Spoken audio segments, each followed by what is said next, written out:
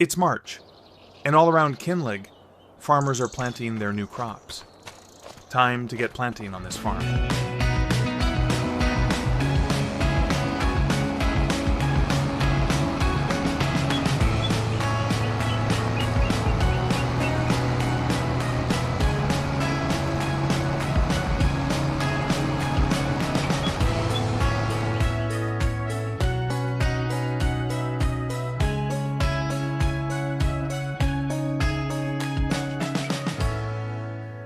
I chose onions for the side plot.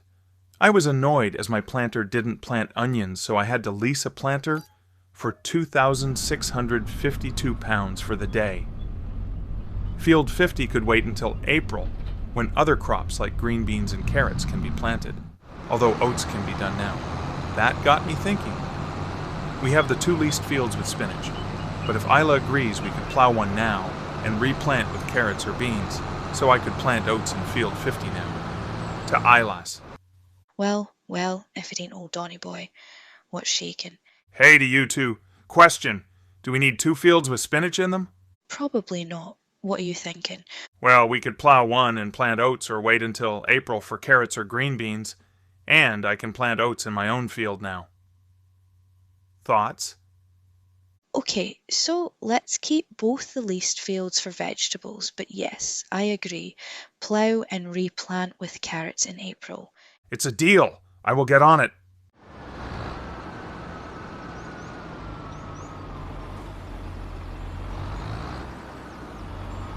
I was happy that Isla and I agreed on the leased fields. I have a few weeks to plow field 36, so no rush there.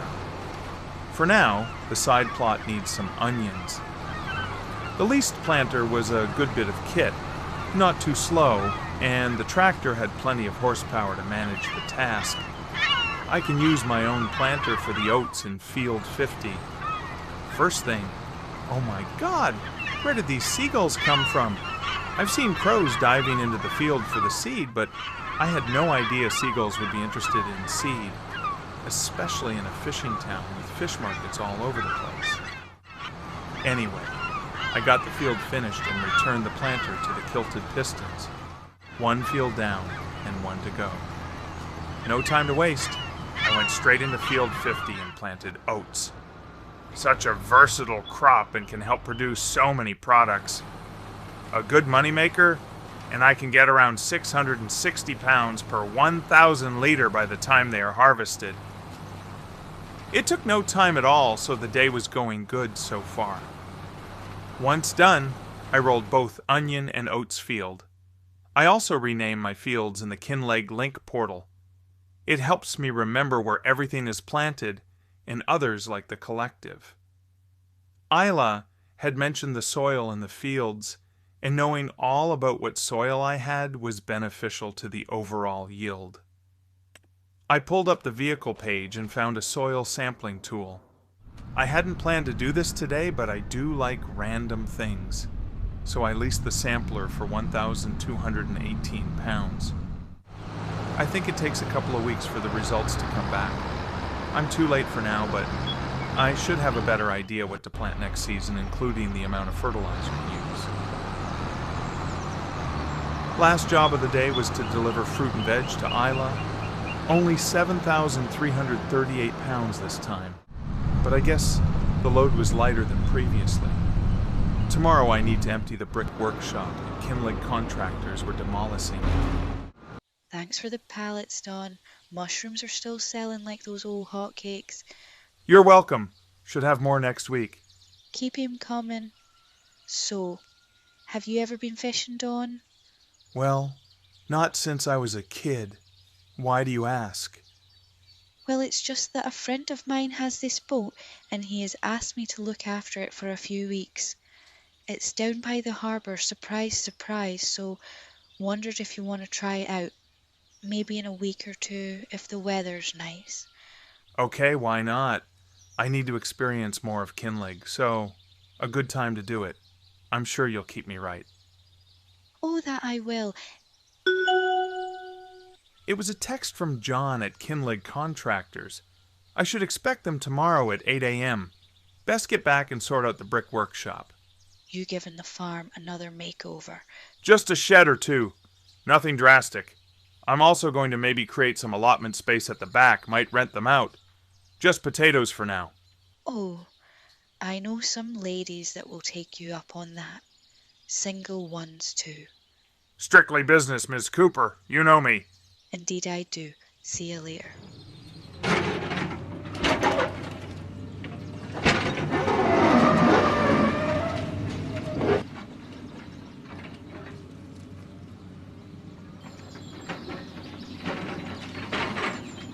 Back at the farm, I spent the next few hours digging out space for 4 allotments. I'll plant potatoes for now and look to maybe rent them out. I can extend this section farther back into the forest for more allotments. I kept some water barrels from the last refit, so these will provide the water we need. I could hear the sounds of hammering and falling bricks back at the house, so went to investigate. I could see the area had been blocked off, but I sneaked past the barrier. Oh my! Look at the junk that the contractors had pulled out. Wood, bricks, cans, even an old bike or two. I saw that the case was parked back there, so I moved it so I could get access to it.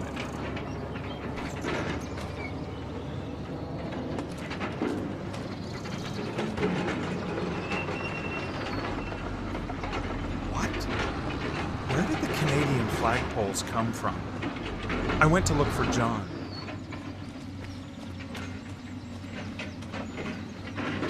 Hey Don, do you like the flags? Well, yes, but where did they come from? Oh, I picked the poles up last year and they've been sitting in my yard since. I saw the flags in a sale, so picked them up. Thought they would look great at the entrance, but I can take them down if you want. Well, no. They're good where they are, and thanks. So how are we getting on? Good. Yes, very good. We should have the building demolished by the end of the day. We will collect the rubble tomorrow and have the new build up by the end of the week. Oh, there was something else.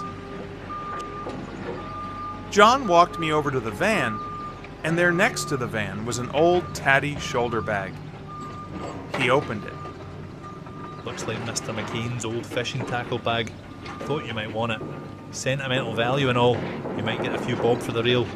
A lot of collectors around here. That's kind of weird, John. Isla invited me to go fishing with her next week. What are the odds? Spooky, isn't it? Anyway, I will leave you and your crew to it. You're doing a grand job. Cheers, Don. Talk later. I left John to it and checked the contracts board for the day. Let's see what we have. Okay, nothing jumping out at me aside from a rolling contract. It only pays out 2,381 pounds, but it's in field 4 around the corner, so an easy one. I hooked up the roller and headed out. The job was over in about 70 minutes. The field looked great if I say so myself.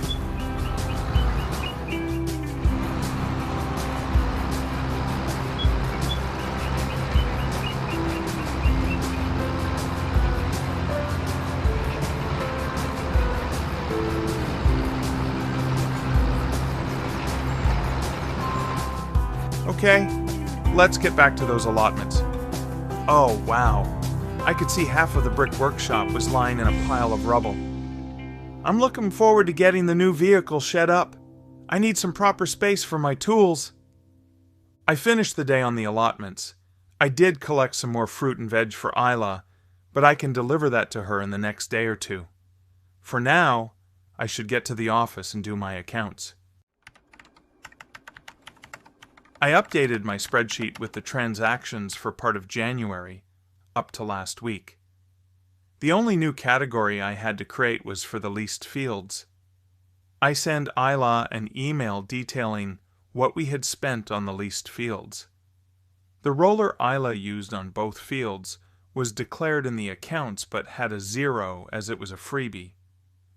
Other than the lease costs itself, there was only some small petrol costs.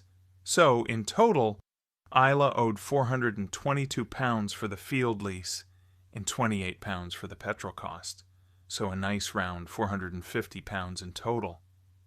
I had ordered 3 beehives for the farm, so these should be delivered in a few days.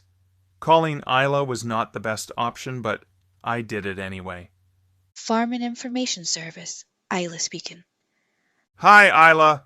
You saw it was me, I guess. I should be over later with some more pallets, but I wanted your advice on something. That's what I'm here for. Well, I'm getting some beehives delivered and... Oh, hell no. Keep me out of that one, Dawn. I'm terrified of bees. Love their honey, though. Walter is your man. Okay, fair enough. I'll see you in a few hours. I called Walter as he used to have some hives. He may be able to put me in touch with an expert to help me set up. Hi, Don. What can I do for you? Beehives. I'm getting 3 big ones in a few days and need an expert to help me set up. Oh, you want Sam for that? I'll put her on. She's there with you now? Well, I did marry her, so yes, she's here. I laughed. I had no clue about Walter's private life. Sam came on the phone. Immediately I could hear her American accent, although not hearing any Scottish twang. Hi, Dawn. Nice to finally speak to the mystery man of Kinlaig. Yeah, nice to speak to you two. I need some help with bees. I've bought 3 hives and they're being delivered in a few days, but I need some help with the actual bees. Okay, no problem. So when can I come by and see where they will be? Do you need to see where they will be? Absolutely. The position of your hives can give your yield a boost, depending on the crops, of course. What crops are you planting right now? Wheat, barley, and canola. We have a couple of Walter's fields that will have vegetables in them. Ah, okay, well, the bees won't help with the yield in your case, but I can still give you some guidance on a few things. Is that okay? Yes, of course. I'm here most of the time, but Walter has my number. Pop me a text when you're on your way. Perfect. Probably tomorrow. See you then.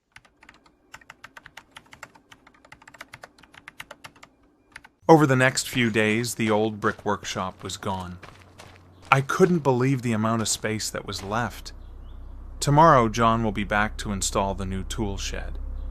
I did meet with Sam and Walter yesterday, and they gave me some good advice on where to put the beehives. Sam offered to supply the bees once the hives are set in place. She had a contact who could supply what's called a nucleus colony for a few £100. For that, you also get a queen along with the colony, so I bought 3. She also offered to help maintain them throughout the year.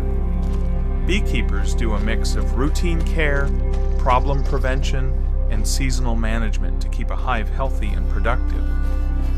It's a bit like running a tiny livestock operation, but with thousands of insects. Sam was like Isla, but for bees, and I could tell she had red hair in her youth. I picked up a weeding contract for Katie in Field 45. It was about time I used that weeder I bought some months ago.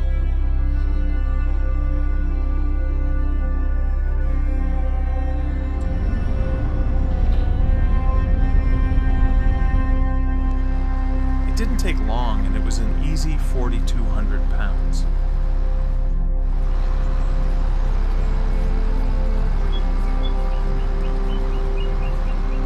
I finished the day by extending the forest land behind the allotments.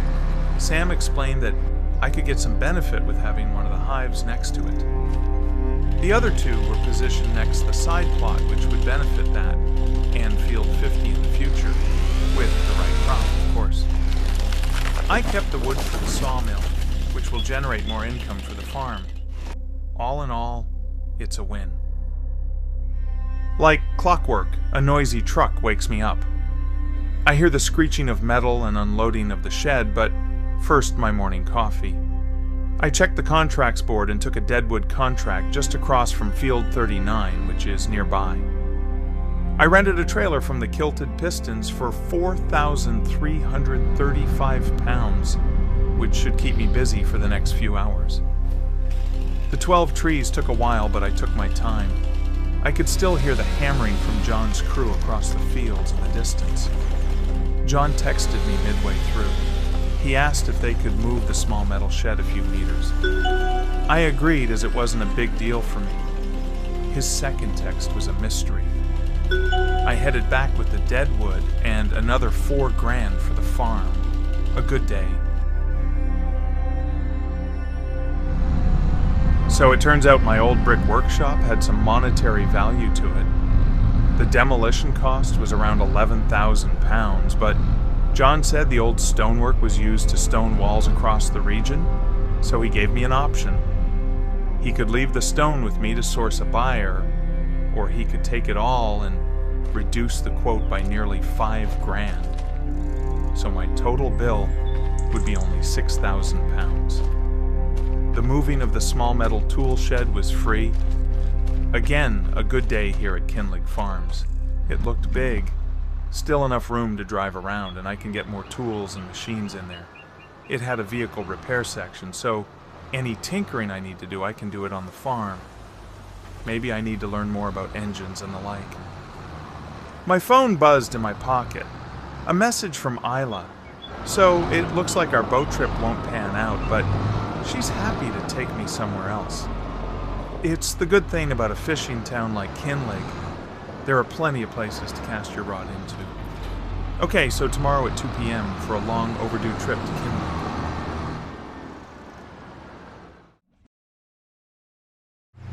So I moved some tools into the new vehicle shed and brushed out some of the remaining twigs and dust. 2 p.m. soon arrived, so I headed over to the harbor. Sadly, the rivers that twist and turn throughout Kinlaig are managed by the Kinlaig River Trust, so we would need a license or be part of an angling club, so our only option was casting from the shore side as long as we kept away from boats. When I got there, Isla was already set up and casting away. Hey, Miss Cooper. Nice, eh, Dawn? It's lovely here during the day. Lots of activity, but a great place to cast off from. My grandfather and dad used to come here when I was a little girl. Same place, I have vague memories, but I was very young. That's nice. Do you know much about him? Your grandfather, I mean? Not really. He came and went. It wasn't really talked about. I do know wasn't Scottish. Interesting. You should look into that. Yeah, maybe I need to look into that. Isla and I continued casting off from the pier. We did catch a few trout and the odd salmon. It was getting darker, but we moved to another spot. We could cast from the rocks and it was quieter. Fishing here is a 24-hour business, so lots going on. I caught another couple, but put them back. A few managed to get off my hook as well. It's all good. I think we made around 400 pounds from selling the fish to a local restaurant. Dawn, look! As I turned my head, a bright light streaked across the sky. It was green and red, and it sputtered out in a bright white light. Isla's mouth was wide open. What was that? Did you see it, Dawn? I did indeed. Incredible. A small meteor fragment, I bet. Looks like it burned out over the sea. Amazing. Quite the night, eh? Wow. 40 plus years, and I've never seen a meteor. That was amazing. Shame we never videoed it. Let's pack up. It won't get better than this, and I have a salmon to cook for my dinner. We packed up and walked a few steps. Isla waited for a moment. I turned towards her and she hugged me. It was a nice moment. Funny how you come looking for one thing and end up finding something else entirely. After our moment, went our separate ways. Tomorrow it's back to the farm.